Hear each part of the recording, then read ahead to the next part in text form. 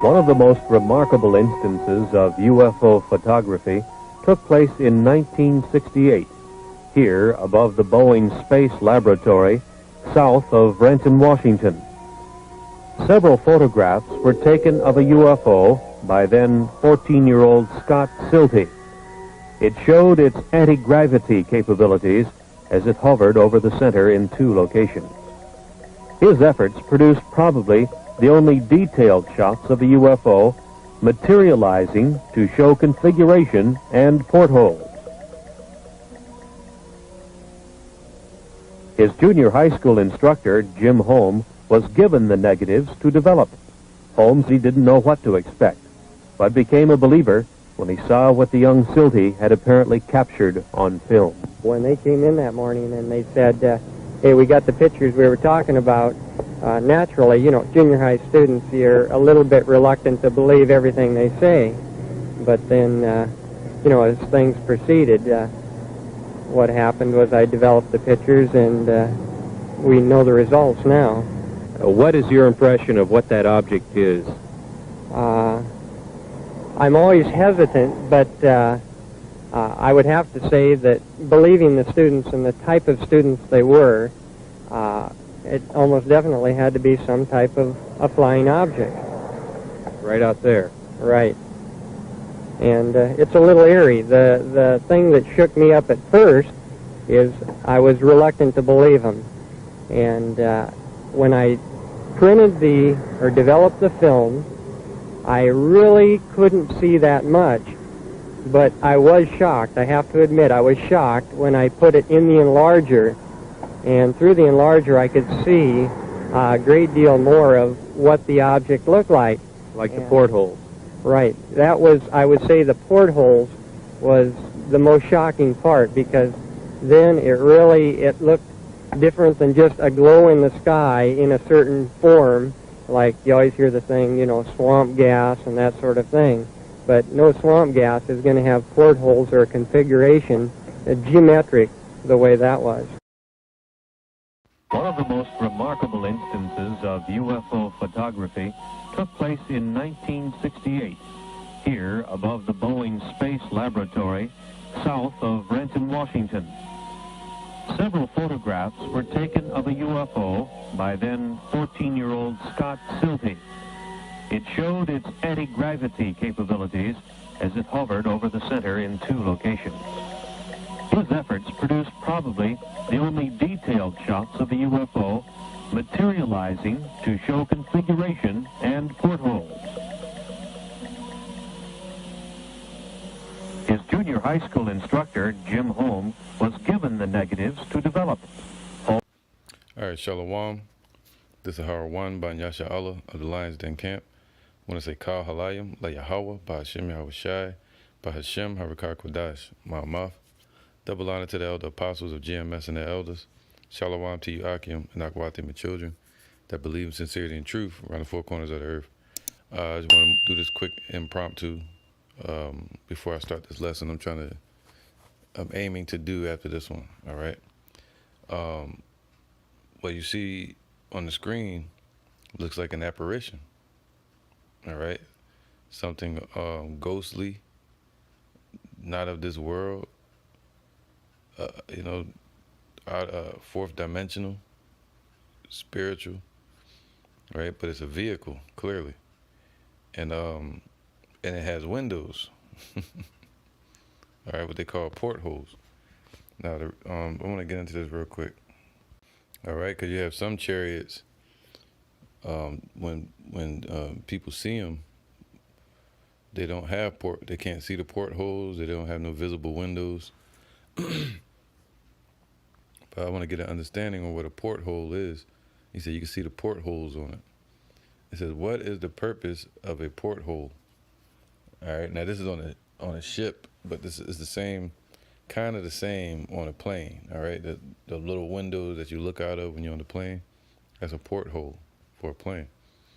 It says on a ship, the function of a porthole when open is to permit light and fresh air to enter the dark and often damp below deck quarters of the vessel, right? If you're on a ship, on the water is, you know, people will open the portholes so they can get some air to come in. All right. It also affords below deck occupants a limited view of the outside world. Look at that. Windows, man. All right. And as you can see in the picture, it's actually glowing, you know. But they said as it was materializing, you could see the portholes in it, you know, the windows. But once it was fully materialized, it was glowing. All right. So it was coming from the fourth dimension into this, what you would call third dimension. All right. I'm going to read this quick scripture. Ezekiel 1:1. It says, the appearance, 1:16, Salakia. The appearance of the wheels, see, it was like a circle, all right, something in diameter. There's one video, it said they was about 900 feet in diameter. That's like almost 48 acres. All right, the appearance of the wheels and their work was like unto the color of a barrel. All right, so the work is like the make and model. Like the work, meaning it looked probably metallic or like a you know, crystallized, like a crystal. All right, more like a barrel. And it says, let me get this real quick. All right, this is barrel. So it was like a greenish, just like Yahushua's garment. It's like the barrel, all right? Like an aquamarine. And it's crazy because Yahushua's throne, or Yahweh's throne, is barrel. All right? Le barrel. So it probably look more like this one right here. More like the sky. See that? Or like this one. You know? Something fourth dimensional. That's barrel. It's like a greenish color. But look at the work of it though. That's what they're saying. All right, almost holographic looking, or like a mirror. All right, it says here the wheels. So it's like a wheel.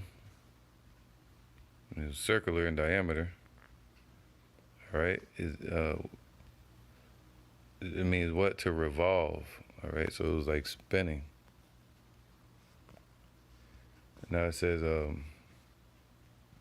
right, this is the etymology for the word revolve.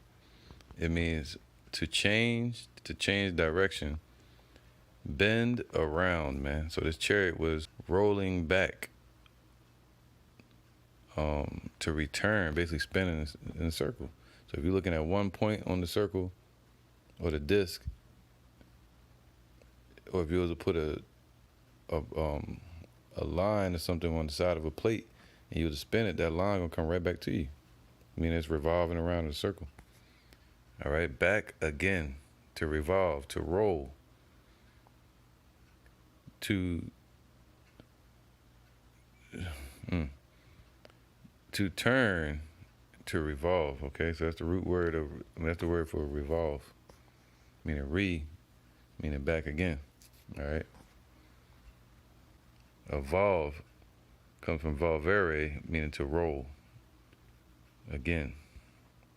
It says the transitive sense of cause something to move in an orbit around a central point. So there's a central point on these chariots, but the edges are spinning. It is from 1660s in transitive sense of perform a circular motion, to rotate. All right, so these wheels, these chariots, they appear to rotate. All right, and their work was like unto the color of beryl, and they four had one likeness. I would say it was a wheel, like something spinning like a wheel. Not just a circle, but it's a wheel, meaning movement to it. And they four had one likeness. All right, so they all had the same likeness, just like the four angels, or the four chariots in the beginning with the angels. All right, and the other angels that were with them, meaning like a fleet or army, moving like a V formation, like ducks or birds. All right, and they four had one likeness, though they all looked the same, you know, and their appearance and their work were as it were a wheel in the middle of a wheel. All right, and they always draw it like, yeah, you always see Esau draw it like this, or in these churches, they draw, have it looking all crazy, man. You be like, what the hell? Right, or they'll say it looks like this. See this weirdo shit, man? They don't understand that by wheel in the middle of a wheel, it meant this right here. All right, this is what it was talking about, meaning it had a central point, a circle, and then an outer circle, a wheel in the middle of a wheel. All right, this is not a real image of a chariot, but I just wanted to use it for example. But outside circle, and then the inner circle. All right, not what the hell they drawing in these churches. All right, they have you looking for something like this. Your mind all fucked up. All right. So when it says wheel in the middle of a wheel, it's talking about two flat circles. Picture that, okay? Not flat, but more like convex circles. So wheel in the middle of a wheel, okay? Here, above the Boeing Space Laboratory, south of Renton, Washington. Several photographs were taken of a UFO by then 14-year-old Scott Silty. It showed its anti-gravity capabilities as it hovered over the center in two locations. His efforts produced probably the only detailed shots of the UFO materializing to show configuration and portholes. See, he said it was materializing, all right? Those are focus points. It was materializing, it was hovering, it was showing anti-gravity, right? And it was shown through different parts of the city. It was popping up in different parts of the city, man. All right? So, and it had portholes, meaning windows. And you kind of see through it as it materialized. Look at that. Look ghostly, like an apparition. All right? That's right, man. It says what? Wherefore, 2 Maccabees 5:4. Wherefore every man prayed that the apparition might turn to good. Picture Esau praying. All right? So it said it was in the city. It popped up in different parts, 2 days, he said. So now, just like as I just read, it was in the city during that time, 168, for 40 days. All right? So it was a point I wanted to get. Oh, they said 1968. And we all know 1968, 1970s, 1960s, that's when Albert Bivens started teaching. And also, they started there putting satellites up there in the out in space. All right, and the Lord said that in the scripture. Let's get that real quick. Obadiah. This is Obadiah 1:4. Though thou exalt thyself as the eagle, see, America, and they proud like the eagle. And though thou set thy nest among the stars, man, all right? So they try to set themselves up high above everyone.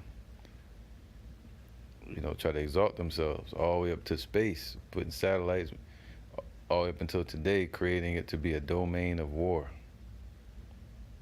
Look at that. Thus says Mike Pence. the vice president for Trump. So it says, what? Though thou set thy nest among the stars, thence will I bring thee down. See, from there, Esau really started falling, really during the time of Yahushua, but for it to manifest, for Esau is the end of the world, Jacob is the beginning that follows. It started with 1960s, man, with Abba Bivens teaching on the soils of America, and then all the way up to the Elder Apostle Tahar with Great Millstone, King Mashah, of course, Elder Yaquab, you know, and all the way up to today, and you got the believers today, us, you know, all out here scattered around the world, all over YouTube. You see that? So, but he said that's when he started bringing them down, man. Because going into Revelation 7, he said, told the angels, hurt not the earth nor the sea till we have sealed the servants of our Father in their foreheads.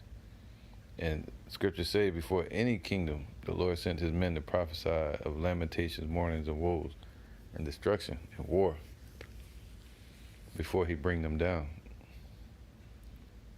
Revelation 11, and Ezekiel 37 as well, speaks about a great army that's being woken up through the spirit of truth, through Yahweh, by Hashem Yahushai, and that army standing upon their feet out all around the world teaching, 10 toes down. That's putting fear in these heathens and these devils, and that's what's bringing them down. Just like the marching around Jericho, we do the Lord's commands completely, meaning 7, then he'll bring down the walls and the power of these devils, man. All right? So once the Lord woke us up, that's when they began to fall completely. If you want to go back to Yahushua, when he woke us up, or to the 1960s, when Yahushua still woke us up again. All right? The second time.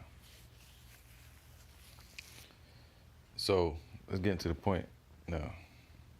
All right, this is Ezekiel 1:17. I'm gonna finish it out. It says, as for their rings, all right, so the rim or the convex, okay, meaning like a bowl or a saucer, a flying saucer, that's what they call it that. They were so high that they were dreadful. So it was a big ship, and like he said, more than 900 feet wide in diameter. It was tall. All right, the convex of it. And their rings were full of eyes round about them four. So these 4 chariots had eyes round about the convex, meaning the top part or the strakes. All right. So the top of that saucer probably look like a cruise ship.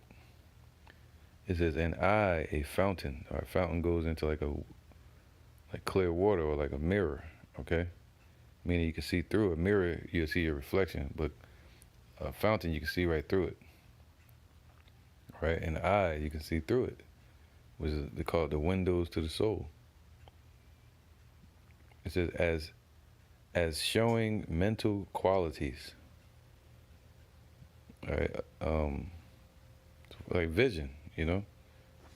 So to be able to see through.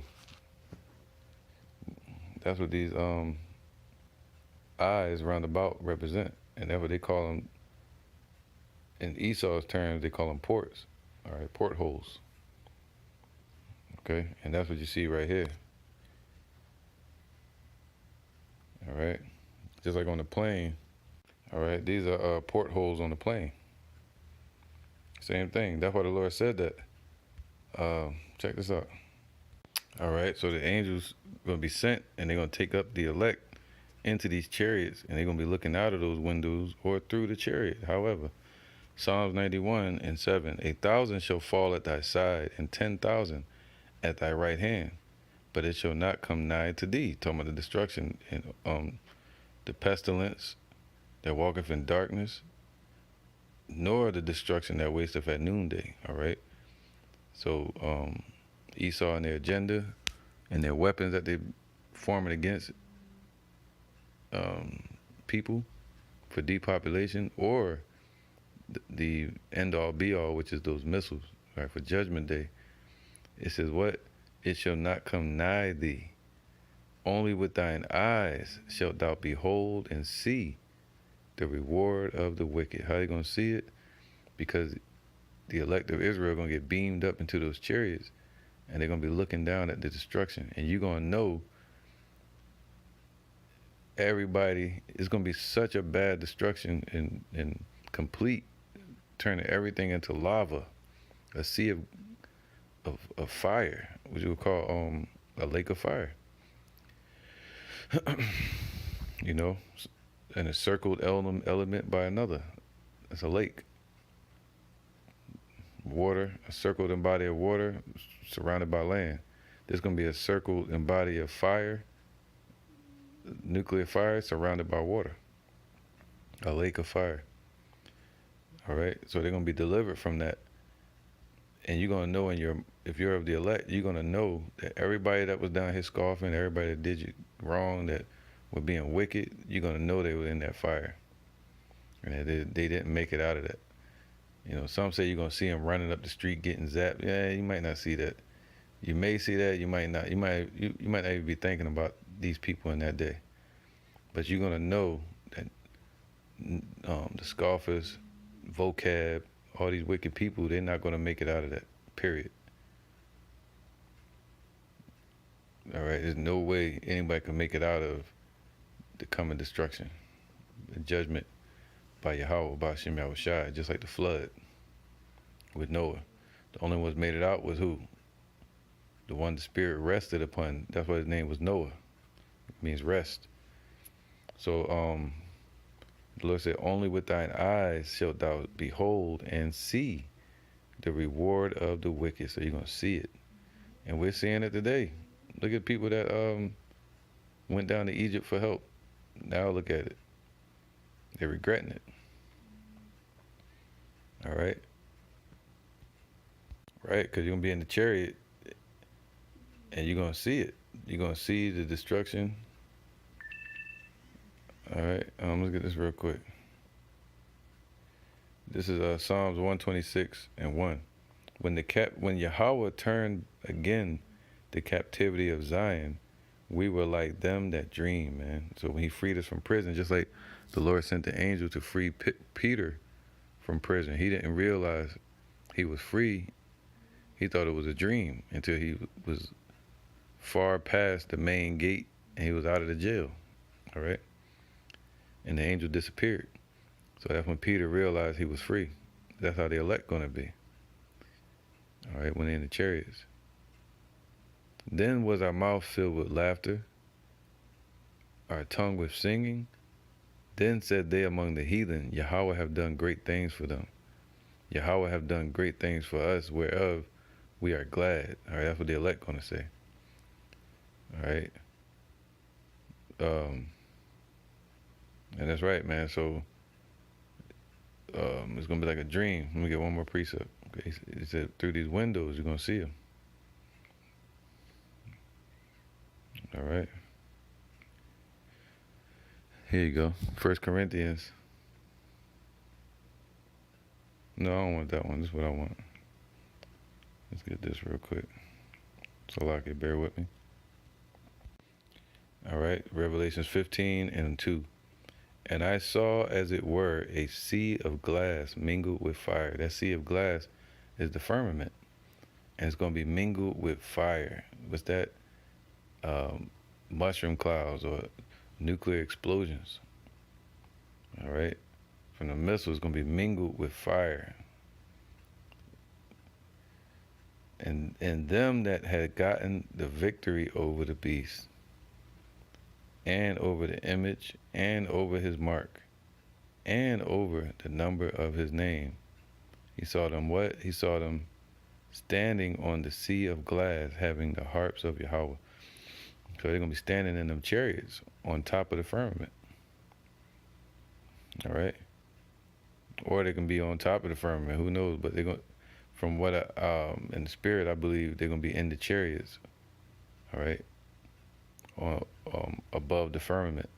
That's where the Lord is going to bring the elect men to when he delivers them, above the firmament, outside of the exosphere. And that fire is going to hit a wall, which is the firmament. All right?